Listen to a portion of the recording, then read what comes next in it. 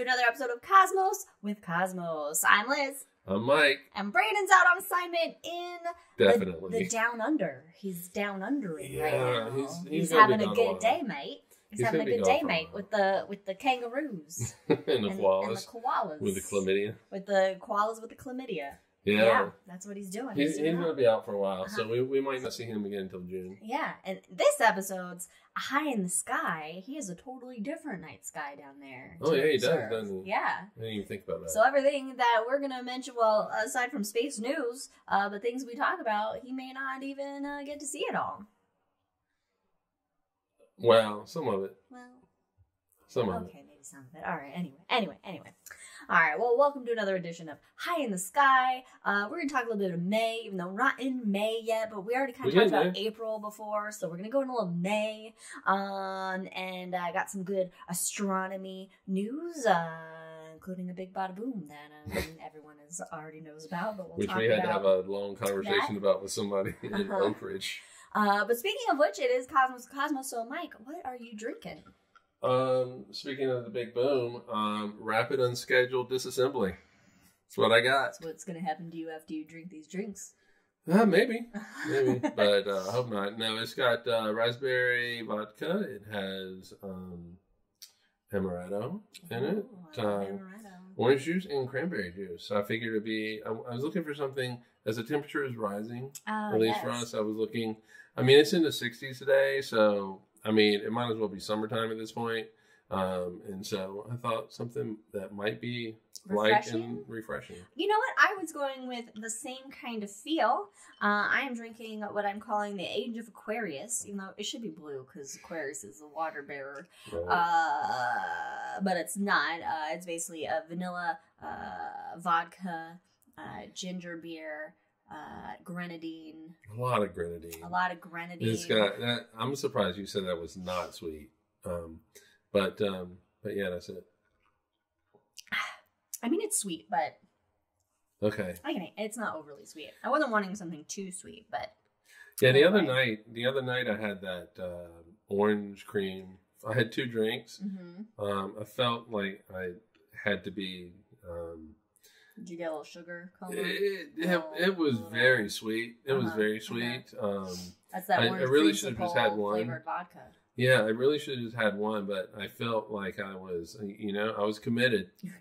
That was my drink for the night. And so, but yeah, so Jack has... I'm glad he explains it, because he made a Classico al Cioccolato Canicchiola. Where's hopefully Federico has left now and did not hear that butchering of his beautiful language. But now he can come back. Which is a fancy Italian mix of cocoa beans and hazelnuts. Just a little bit too fancy, but he needed to use it up. I think it sounds wonderful. I love hazelnuts and cocoa beans. You're not a big hazelnut fan. I mean, I'll do it. I'll do it. Yeah. But and your mom's got Earl Grey. Earl Grey high? Because he's going to grab a cider. Because she said it as I walked up. Cider sounds good. We have some cider left over from Christmas. Yeah, to me, cider is it's very fall. Yeah, that's true. I mean, we're moving into Paloma territory. Well, we're trying to move into Paloma and yeah. The weather is a little not wanting to, but it's a roller coaster, but it seems to be on the... Okay, anyway, yes, okay. Follow us on all the things at Drinking Cosmos on Twitter and Cosmos with Cosmos everywhere else. And of course, check out Wildixia on Etsy, Wildixia, amazing art of one Katie Davison. And check out Ron Proctor's MrProctorShow.com. Oh no, Federico did hear my horrible Italian. Actually, Federico, that would be a really great idea. Yeah, a little Italian pronunciation I think we need to get because it's all just Zoom Federico. That's just what you guys if you do this with the hand, then it's immediately we're doing an Italian accent. I know, right? Look, just don't Anyway, if we mention Star Trek. Nope, I'm sorry, just kidding. No, if we mention Star Wars, if we have puppies barking, if we mention Lord of the Rings, take a drink. It's a little drinking game rules of the show. Southwest Iowa. Check out Jack's Planetarium. Oh, you meant sponsored. Yes, Rolling Bluffs Planetarium. Mm-hmm. Man, we're all over the place. We should have M42 Creative actually be a sponsor. Also follow M42 Creative at cosmoswithcosmos.com. All right. Do we have a fault? What? Okay, anyway. Let's get high in the sky without getting high at all. Well, I mean, we're in Oregon. It's legal. Mm-hmm. That's true. We are in a very blue state. Love this state. Love this state. That's true. So, planets up there, constellations up there. Those are some of the things that you can check out at night. The further away, as we've talked about before, from a city that you live, then the more you're going to be able to see. We, in a couple weeks, are moving to a very darker sky area. We're very excited to it's not cloudy. To hopefully be able to see the Milky Way again at night. Yeah, I even bought a green laser pointer. He did buy a green laser pointer so we can point stuff out in the sky. Yeah, and I got it. I really got it. To mess with the FAA. No, I'm just kidding. No. Oh, God, no. Please don't say that. Okay. They're going to have SWAT. No, they're not. Don't shine laser pointers at planes. It is, I got it so that when your mom comes over or we're, here, we can point things out for your mom and she can see it. And all the neighbors are going to call the police because they're going to see these green lasers going up. But, whatever. Oh, well. The one guy with a telescope in the neighborhood. He'll know. He'll know. He'll get it. He'll know what it's about.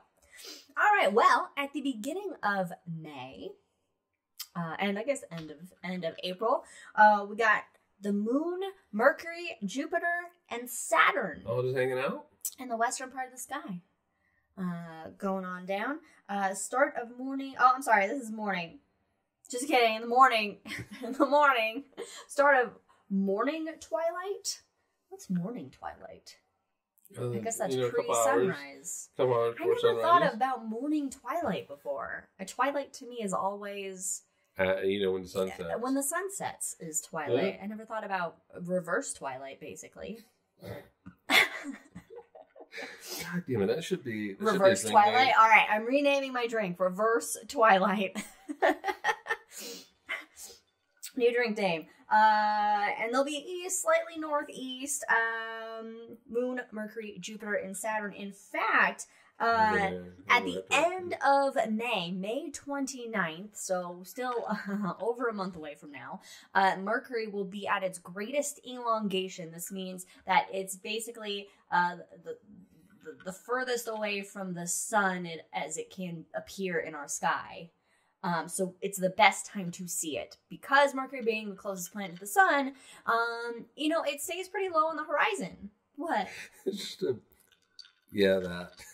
I guess everybody knows you got a drink in here. Yes. It's for the audio listeners, so they know. They know. This is real. We do real drinking on this show. But as I was saying, as I've said before, Mercury's hard to spot.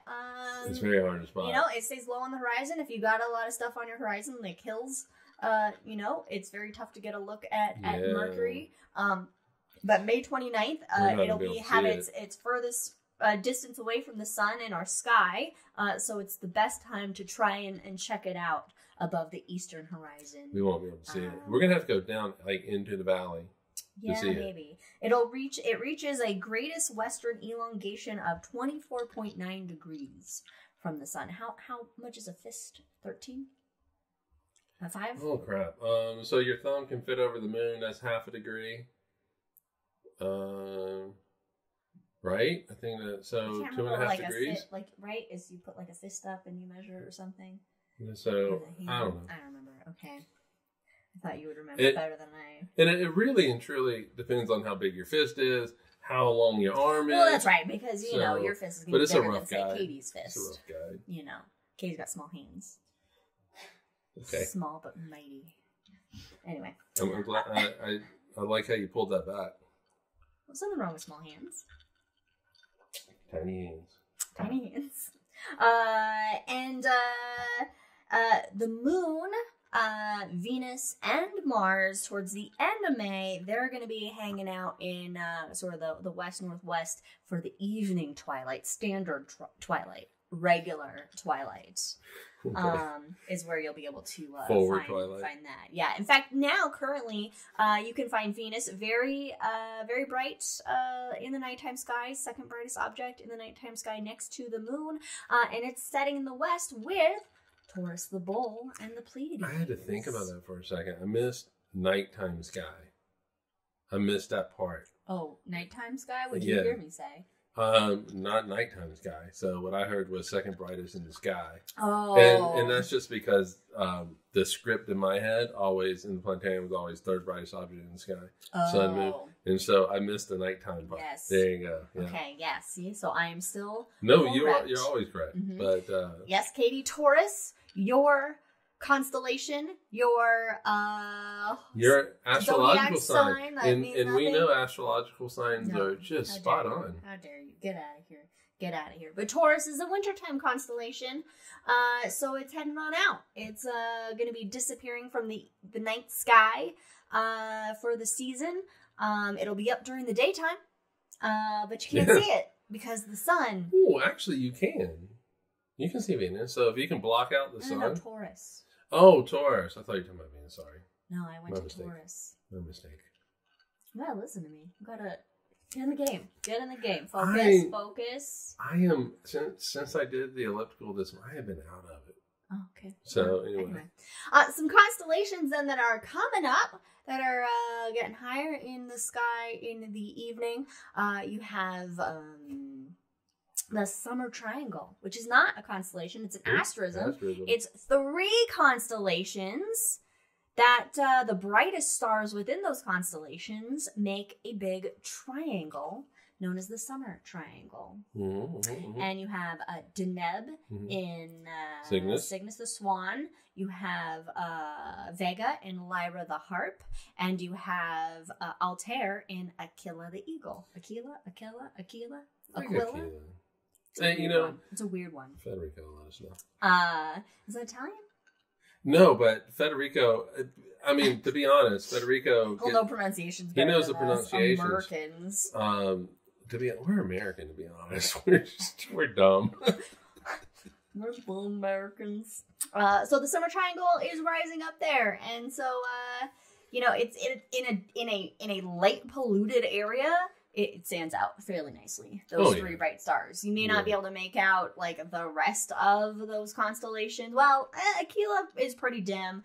I'd say Cygnus the Swan looks like a cross. In fact, it's called the Northern Cross. It's called another asterism known as the Northern Cross. And Lyra looks like a little fish or bow tie or something up there. And it stands out fairly good in a light polluted sky, I'd say. Well, yeah, especially Vega, though. Yeah. Vega does. But fun facts, if you saw the movie Contact, the alien signal comes from the star Vega. Hey! Yeah, and that's why they had, like, the Vega car and all that kind of stuff in the movie. And in roughly 12,000 years from now, Vega is going to be the closest star to the North Celestial Pole, and it will be the new North Star. It will take over from Polaris. Because the Earth wobbles on its axis in what's called precession. Yep, and so wait up, and you'll be able to see that. Yeah, check it out 12,000 years from now. Mark your calendars. Set a Google reminder. Also, Vega is a standard star in that it's used to kind of set the brightness for other stars. Also, Cygnus X1, the first black hole ever confirmed, is in Cygnus the Swan, down there ahead. So the Summer Triangle, it's got some good shit in it. It's got some good stuff in it. And the Ring Nebula's in there, too. Oh, yeah, the Ring Nebula. These are going to be rising later in the evening now, since they are more summertime constellations, so they'll get higher and higher earlier and earlier as we progress more into the summer months. It changes, the North Star changes basically noticeably, I would say, every few tens of thousands of years. Oh, I mean, even if you go back 5,000 years to the ancient Egyptians, it's different. I mean, it's a slow change, and it's actually going to be, Vega's going to be the furthest star from the North Celestial Pole that we've had in, I think, our human life's history. Well, within recorded history. Within recorded history. So, whereas Polaris is pretty close to the North Celestial Pole, whereas if you take a time lapse of it, you see a little bit of movement as it circles the pole. But Vega, it's going to have a noticeable circle, a noticeable movement around that North Celestial Pole. Yeah, and so it changes a little bit every year. As we make our way towards Vega. Yeah. But you know what? South Pole, no pole star yet. Not right now, though. Yeah, but it could. I don't even know. I think they got one that's going to be coming up. I think they got bright ones that get near it. So they eventually will get a pole star. Yeah, where's Brandon when you need him? He's in Australia. He should know this stuff. All right, let's talk some sky events coming up in May. We got on May 5th, the day we close on our house, a full moon. Hopefully, that's a good sign. Good omen. A good omen, I should say. And this full moon, known by Native Americans as the flower moon, because this is the time, this is when flowers start to spring into abundance, because it's spring. And there's a shit ton in California. April showers bring May flowers. You can see the flowers in California from space. Oh, all the blooms of them? Yeah, because of the really insanely wet winter they had. Yeah. So, that would be really pretty. It's also known as the corn planting moon and the milk moon. Neither of which we'll do at our new house. Milk moon. Why the milk moon? I can understand corn planting, because harvesting, and this is when you want to plant the corns. So milk moon, I don't know, maybe best time to milk your cows. Maybe. I don't know. Your cows are in prime milking season in May. All the time. I don't. But wouldn't they all the time be in the? Yeah, I would think so. But also on May 5th, there's a penumbral lunar eclipse. So this isn't a total lunar eclipse. It's sort of passing through like the outer bit of the Earth's shadow. And like a partial shadow, and so it'll darken the moon slightly, but not completely, and it will be visible throughout all of Asia and Australia. But he'll be back. Oh yeah, he'll be back. He'll miss it. Oh man, he gets back on the first. Gets back on the first. Oh man, and parts of Eastern Europe and Eastern. But I think Africa. He turns around. He goes like to Bangladesh or something, so he might see it. So he might still get to see it. Yeah. Okay. Well, there you go. Yeah, it was his choice to travel that though. And also we got May more. May 5th and 6th. Okay, we have a lot of stuff on those. I know. What a weekend! It's the Eta Aquarids meteor shower. Age of Aquarius. Aquarius? So what did I say? Aquarius.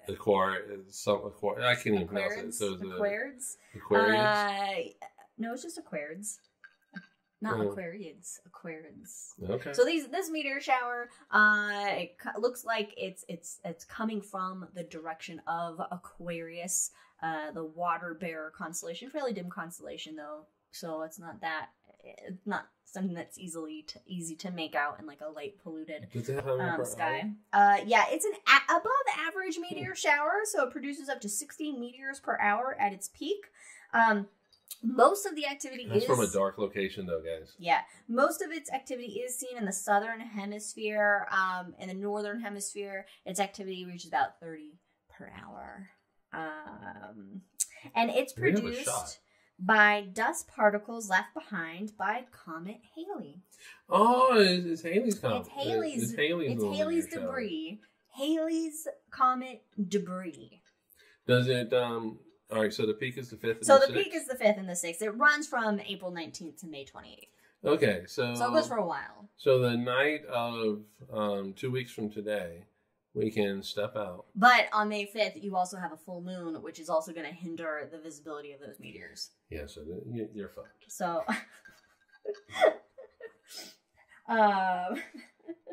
but of course, you know, just to get out, if you just hang out there, then you might get to see some.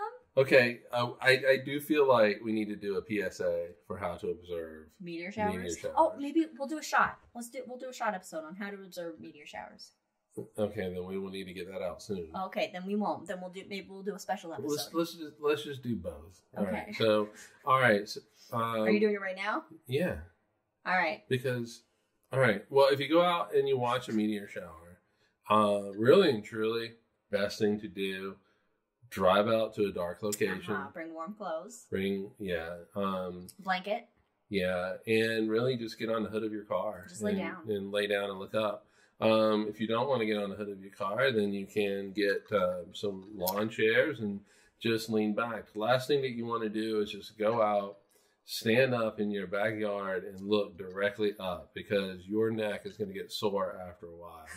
And laying back, like in a lawn chair, gives you kind of just a really big view of the sky. And just, take some music. Take some drinks. Okay, well, give yourself time after you've had a drink to be able to drive home. But, just go out there and enjoy. And, look at the stars. There's planets that are up there. And I bet you spot more than just meteors, like some satellites. Satellites, yeah. Maybe the ISS, if the ISS is in position to fly overhead. Definitely some satellites. Yep. We do have I got some lounge chairs that we can use. That we can. Oh my gosh, Liz has been on a buying spree. Our house, she has nested. That's what we got, Jack. We got the 0G lounge chairs. If Liz and I have a human fur baby, I can't even imagine what nesting she's going to go through. Jack should just be happy I haven't dressed him up as much as he deserves to be dressed up as. All right. Let's move on to breaking astronomy news. That was my. I was like, are we trying to do Sputnik? What are we doing? That's my newscast. News bulletin sound effects. The ESA. Oh God. The ESA, European. You need some help. Space Agency. JUICE mission. Juice. It's juiced up and heading to Jupiter to study Jupiter's icy moons. They're juicy.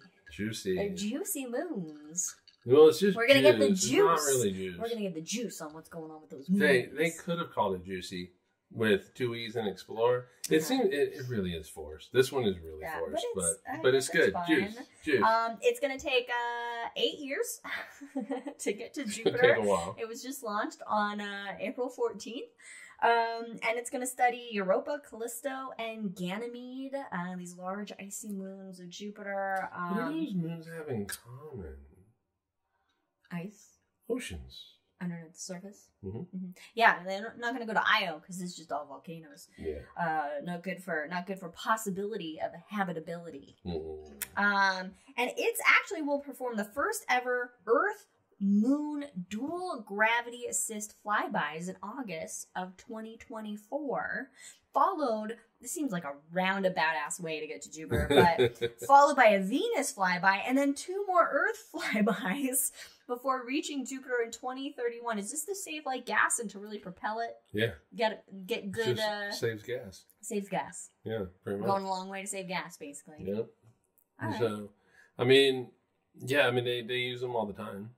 Yeah. So even the Voyagers did it. Yeah. They got really lucky with the alignment with Voyagers to be able to use gravitational assist. But yeah, you don't have to take as much fuel. Slingshot effect, yeah, Mom. Yeah, and so you don't have to take as much fuel, and it takes a long time. It takes longer to get there, but it doesn't cost as much. Yeah. So in 8 years, juice gets to Jupiter. Jupiter gets some juice. You won't be here? Yeah. In 8 years? That is so far into the future. Okay. So when it gets to Jupiter, eventually, it's going to make detailed observations of Jupiter itself and these ocean-bearing moons. And it has a suite of technology, remote sensing, geophysical instruments, and it's going to characterize these moons as both planetary objects and possible habitats. Okay. And it's going to explore Jupiter's complex environment in depth and study the wider Jupiter system as an archetype for gas giants across the universe. All right. Yeah, we definitely need that.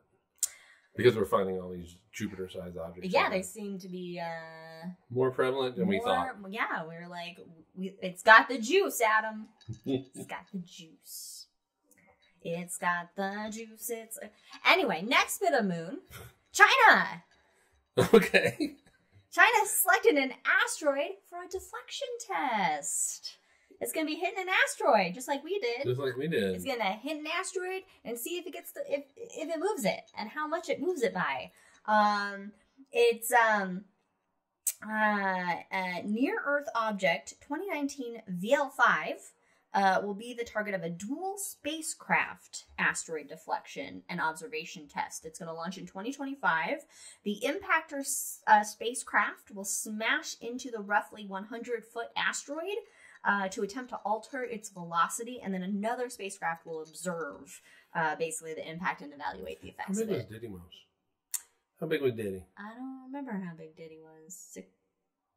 I don't know. So I'm going to Google how big Didymos is. You know, the thing is... Didymos. Yeah, something like that. So... That's the one we crashed into. Yeah, they weren't expecting to get data as quickly as they got with Diddy.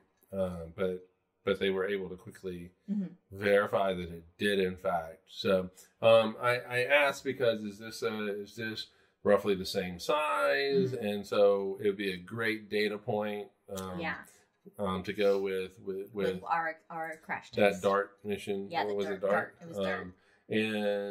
But if it's bigger, dual asteroid redirect something. Or but if it's bigger, then that gives us yet another. All right, Google says 525 feet. So this is going to be small. This is going to be smaller. Kilo corgis instead of Skittles for mass. Kilo corgis.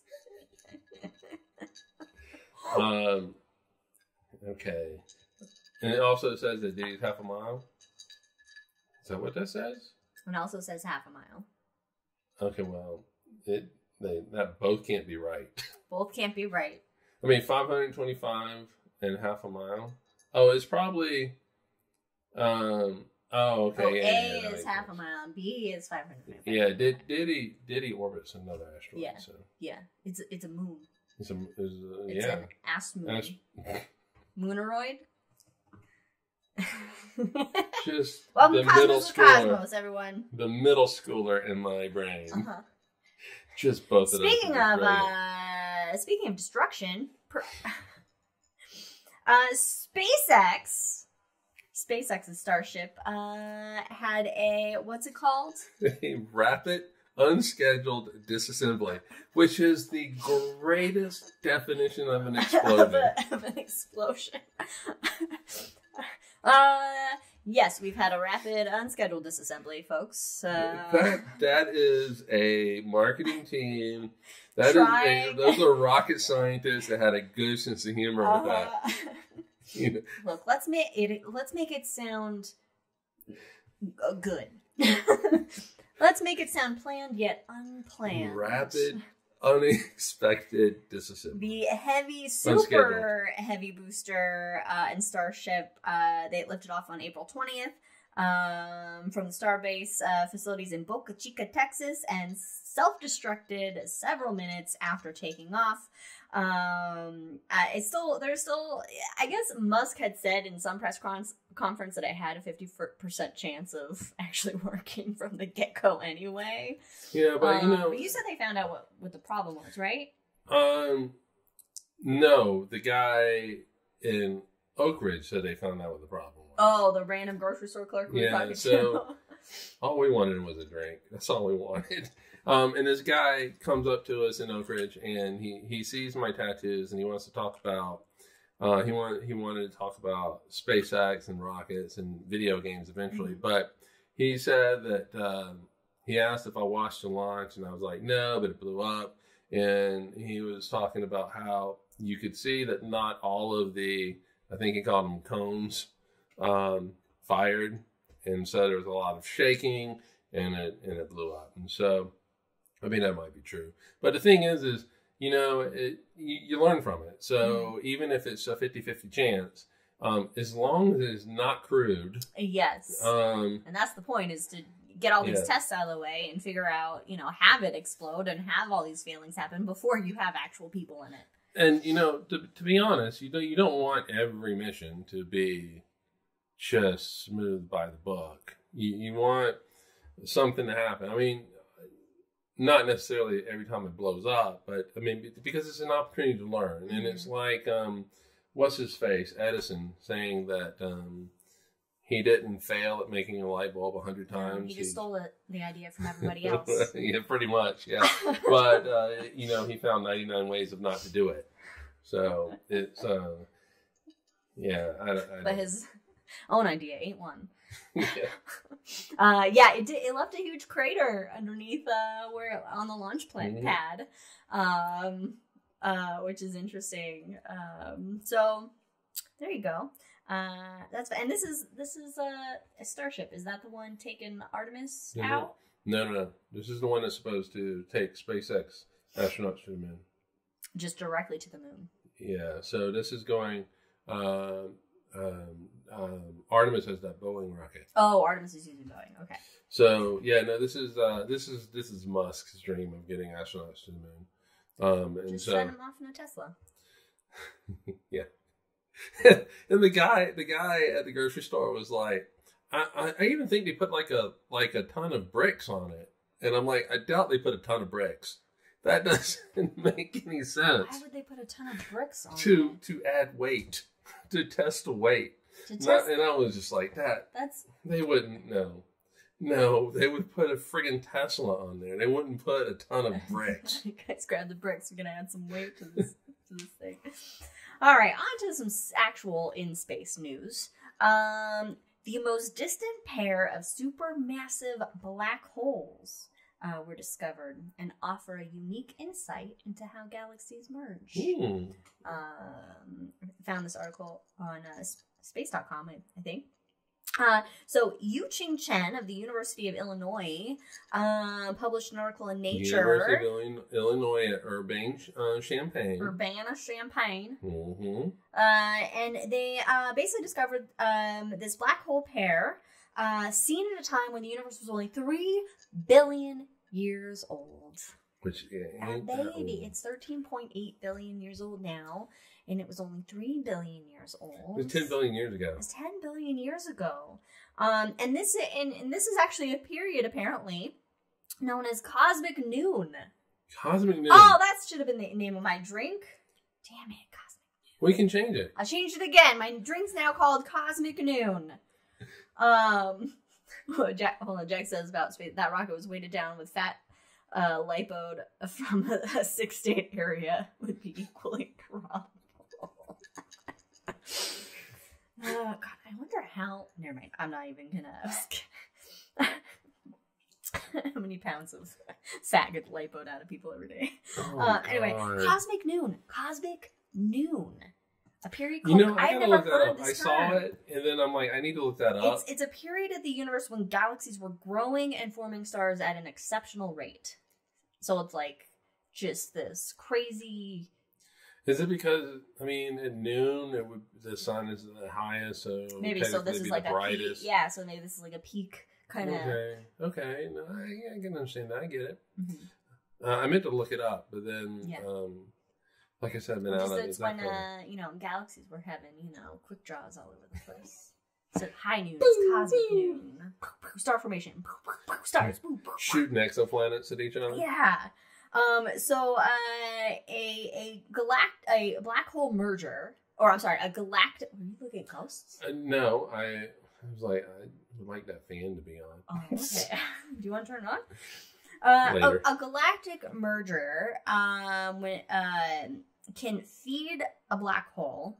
And this basically turns it into an active galactic nucleus, or an AGN, which is like this bright beacon that's visible across vast distances, which is how they're able to spot these mergers. However, they use a bunch of different telescopes and methods and sky surveys and in order to refine, what they're looking at and to kind of make sure what they're seeing is actually what they think they're seeing and not something else.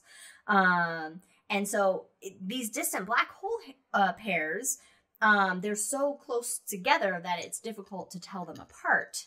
And so Chen's team, they search for black hole duos by. Did you say how far away they are from each other? I am going to. They look for these active galactic nuclei, and they have like a telltale flicker to them apparently. And that's because they don't they're feeding, right? They're feeding on this material. They have all this stuff falling into them, but they're messy eaters. There's stuff's flying out all over the place. Like they're getting shit all over their face. It's like a 2-year-old, with some spaghetti. And so there's like the light that shines from them isn't steady. There's a flicker to them. And so if there are 2 black holes rather than just one, they'll appear as like a slightly elongated blob of light in the sky, but they flicker independently from one another. So they can observe those different flickerings. And they use the ESA's Gaia satellite, which measures the positions of objects in the sky with exquisite precision. I was hoping you'd use exquisite. Exquisite precision. It's very elegant. And these black holes in this system are 10,000 light years apart. For comparison, our solar system is 26,000 light years from our central black hole at the center of our Milky Way galaxy. And they do have similar masses to each other, both 1.5 billion times the mass of the sun. 1.5 billion times the mass of our sun. And they estimate that this pair will take a few 100 million years to spiral together. Which means that they've already spiraled together. It's already happened. We just haven't seen it yet because of time and distance. I mean, this was basically 10 billion years ago. Yeah. Yeah. Can you imagine the gravitational waves that came out of that thing? Oh, wow. Yeah. So, I mean, those 2 flickering little black holes are now no longer 2, but 1. They're just one big galaxy. Yeah, with a huge ass central black hole. Yeah, so that's probably calmed down a bit, maybe. Oh, at this point, yeah. I mean, because it's full now. It's like, all right.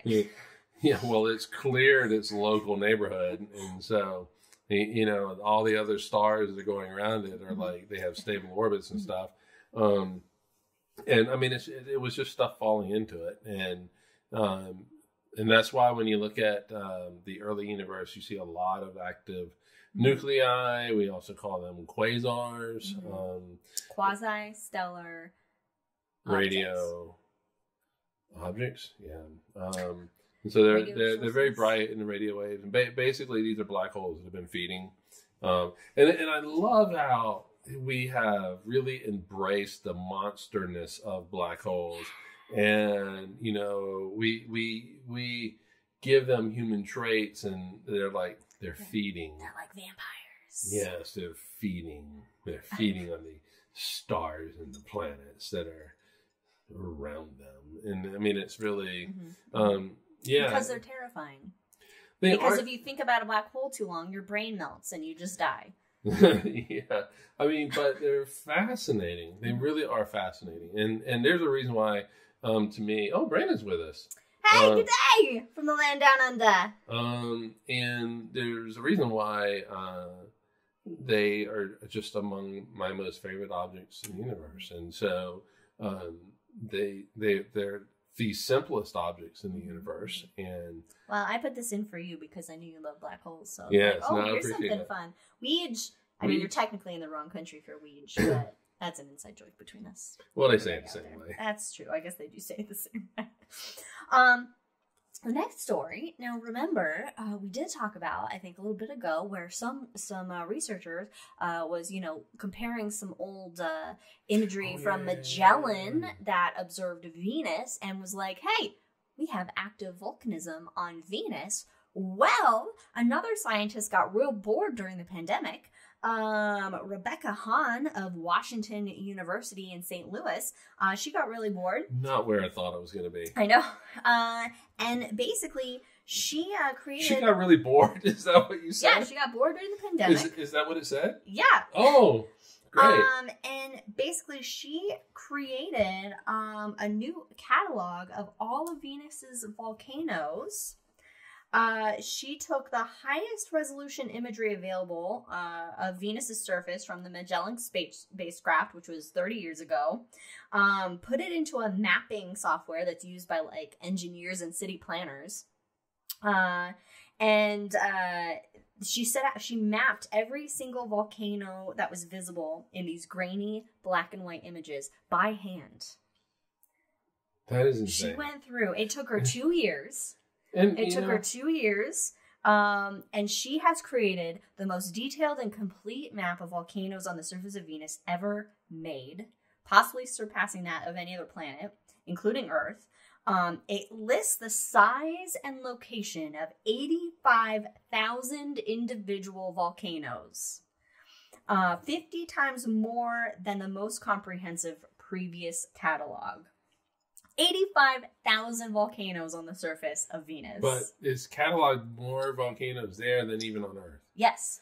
And so yes. that is crazy. Yes. And the volcanoes on Venus are interesting because this is going to be in kilometers. You'll have to American for it. But are either less than 5 kilometers. 3.5. In diameter.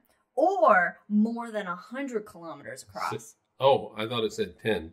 100. 100, so that's 66 miles. Very few in between sizes. So they're either small or really big. And also, the volcanoes on Venus are pancake shaped. So they're very flat. Mm-hmm. That is because of the Venus is popping.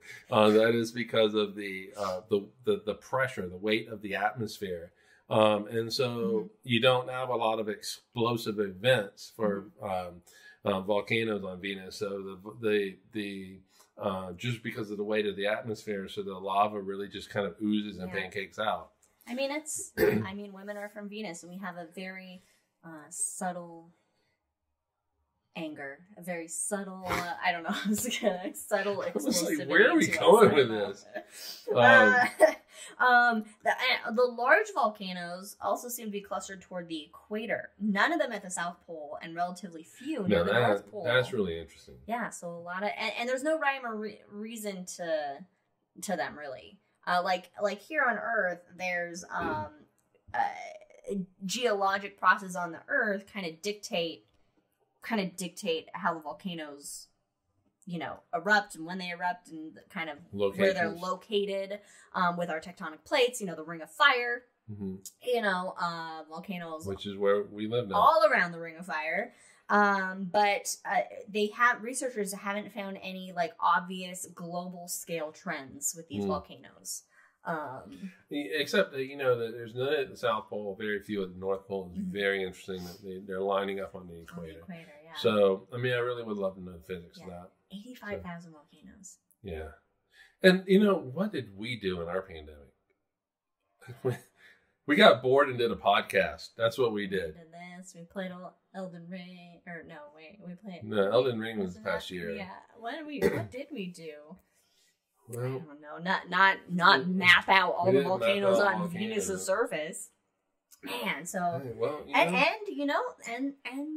at least 30 years ago there was still some volcanic activity happening. So and that's awesome that volcanism on Venus and Venus volcanism has shown up, here a lot lately. Yeah, 85,000 volcanoes. That's a lot of volcanoes.